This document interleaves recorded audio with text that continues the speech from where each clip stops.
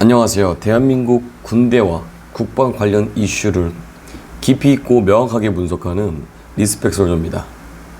오늘 여러분과 함께 이야기할 주제는 최근 대한민국 사회를 충격에 빠뜨린 아주 심각한 사건입니다. 바로 군대 대리 입영 사건입니다. 군 복무를 대신해주는 대가로 월급을 서로 나누는 이 믿기 어려운 범죄가 발생했는데요.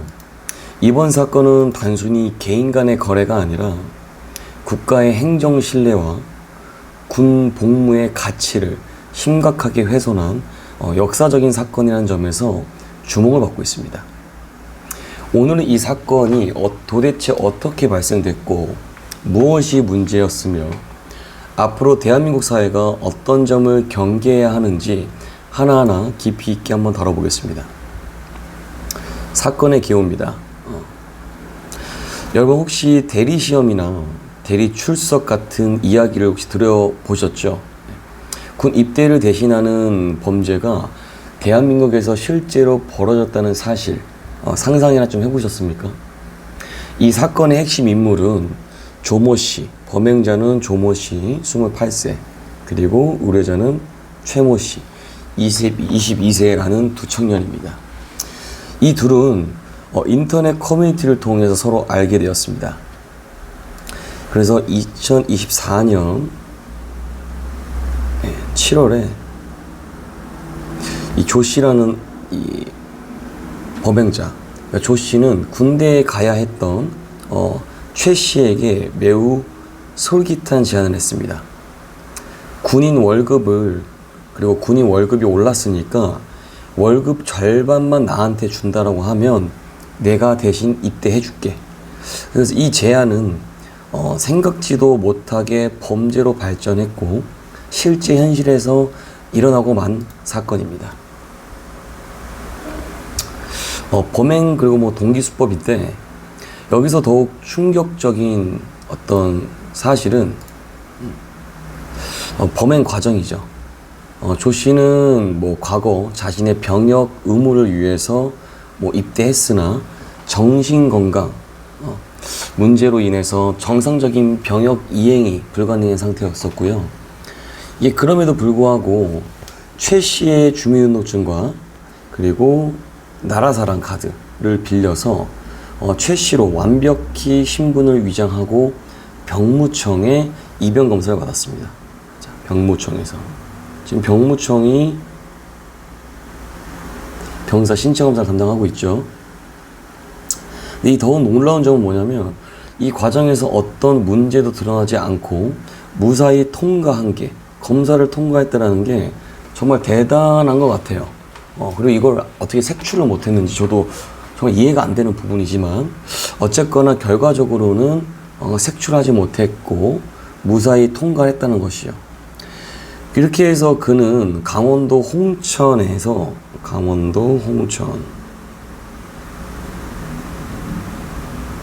신병교육대로 들어가요. 신병교육대로 가서 최 씨의 신분을 위장한 그 상태로 입대를 했고 약 3개월 정도를 실제 군 생활을 했습니다. 네. 2억에 나갔고요. 그래서 이 기간 동안 실제로 훈련도 받고 전투복도 받았고 그리고 다른 동료 병사들과 함께 생활까지 했습니다. 생활까지. 대단하죠. 그래서 그 대가로 받은 금액은 월급의 절반인, 지금 포인트는 월급의 절반인 164만 원을 수령했다는 것이고 병사 월급이 인상된 이유라 이 정도 이제 금액을 받았다는 겁니다. 다음 넘어가 볼게요. 적발이 어떻게 됐냐? 그러니까 이 사건이 밝혀진 계기는 다소 뜻밖이었습니다. 왜냐하면 여러분들 기사를 보신 분들도 계시겠지만 자신의 입대를 대신해준 최 씨가 극심한 죄책감과 그리고 불안감, 그래서 결국 이게 스스로 병무청에 자수하면서, 그쵸, 직접 신고를 해서 범죄가 밝혀진 겁니다.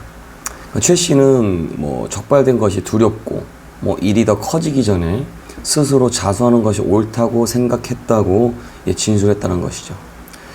이 사건은 그 자체로 충격적이지만은 병무청 설립 이래 무려 보이죠? 1970년도에 병무청 설립이 됐는데 55년 만에 처음으로 발생한 대리 이병 사례라는 점에서 굉장히 역사적으로 큰 충격을 주었습니다.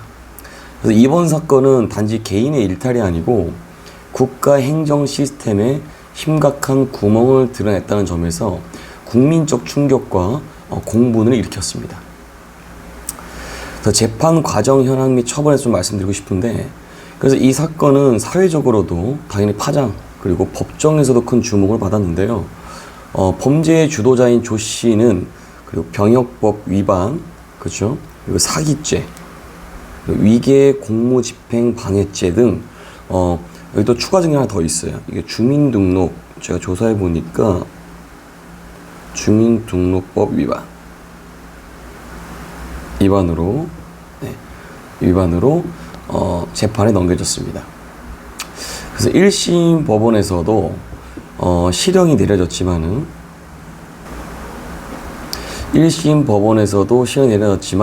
검찰은 이 형량이 너무 가벼운 처벌이라며 항소를 진행했습니다. 그리고 2심에서는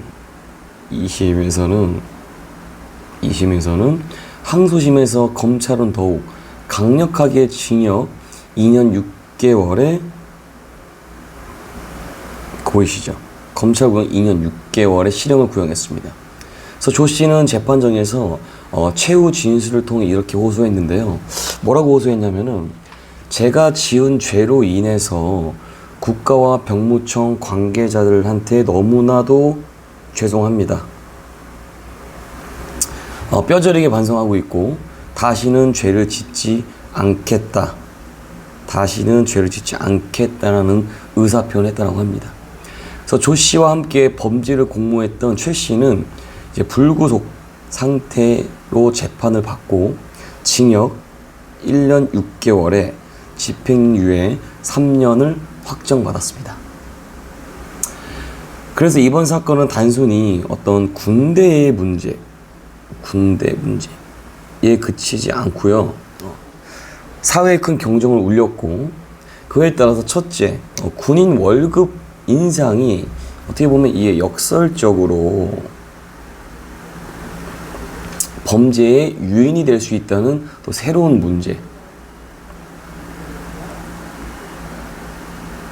문제를 보여줬고요.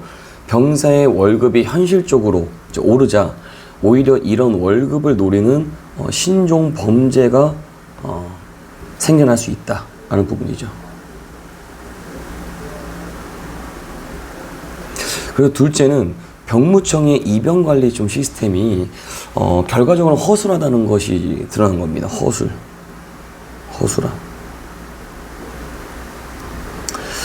그래서 이런 신분 확인이 제대로 이루어지지도 않았고 어떻게 보면 이거를 색출했다라고 하면 이러한 범죄는 애초부터 발생하지 않았을 것인데, 그래서 이번 사건을 좀 통해서는 결과적으로 병역관리 시스템의 혁신적인 좀 변화가 필요하다라는 부분입니다. 그래서 병역 의무로 돈으로 거래할 수 있다고 생각하는 일부 청년층, 젊은 층의 그릇된 인식에 대한 심각한 우려가 제기되었다고 볼 수 있겠습니다.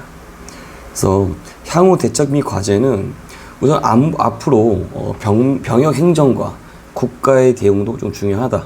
그래서 이번 사건을 계기로 어떤 병무청 그리고 국방부는 신분 확인 절차를 엄격히 해야 한다는 것. 여기서 절차도 또 개선해야 되고 입영 과정을 더욱더 엄격하게 관리하겠다고 또 밝혔죠. 그리고 이런 유사 사례가 방지를 하기 위해서 법적인 제도를 만들어야 된다. 앞서 말씀드린 대로 보시죠. 1년 6개월, 2년 6개월인데 너무 약해요. 이렇게 하게 되면 누구나 더 병사 지금 복무에 18개월이다 보니까 뭐 1년 6개월 정도면 뭐 군대 갔다 온 수준밖에 안 되잖아요. 그래서 기간을 더 늘려줘야 되고 또 군대도 가야 되고 다시 가야 되고 법적인 처분을 더 늘려야 된다는 것입니다.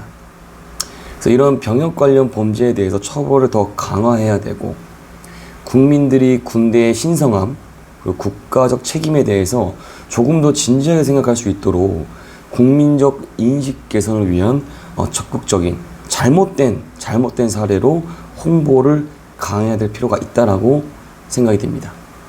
자, 이렇게 해서 오늘 군 입대 대리 입영 사건 관련해서 이렇게 녹화를 한번 해봤고요. 이거 관련된 또 궁금한 사안이나 조금 더 첨언해 주실 분들은 댓글로 좋은 의견 남겨주시면 감사하겠습니다. 자, 이상 리스펙 솔주였습니다.